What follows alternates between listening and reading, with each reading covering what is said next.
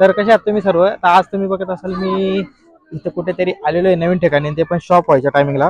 तर मी कुठे आलेलो आहे ते तुम्हाला दाखवतो. तर मी आलेलो आहे GSK English medium school and GSK इन्स्टिट्यूटमध्ये. तर इथं ह्यांचं आज फन फेअर आहे. त्यानिमित्ताने त्यांनी स्टॉल आणि विविध खेळ असे त्यांच्या स्कूलमध्ये ठेवले आहेत.